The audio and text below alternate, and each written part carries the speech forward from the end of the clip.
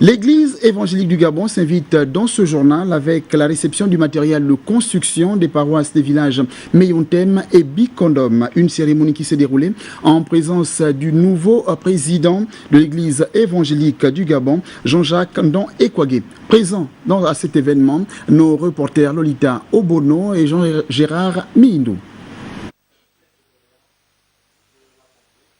La Bible déclare qu'il est heureux pour des chrétiens de demeurer ensemble.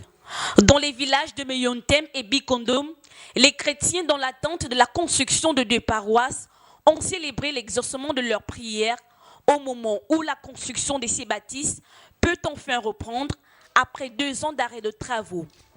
En présence du président de l'église évangélique du Gabon, 4 tonnes de ciment offertes par un fils de la localité viennent ainsi marquer la symbolique de l'amour et du partage dans l'église.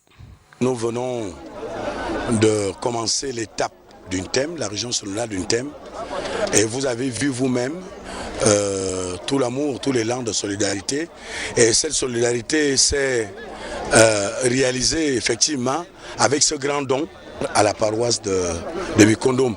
Nous en sommes très reconnaissants et nous prions pour que Dieu nous donne toujours ce genre d'enfant qui s'est donné, qui s'est partagé, et nous pensons que Dieu suscitera encore dans la contrée ce genre de donateurs.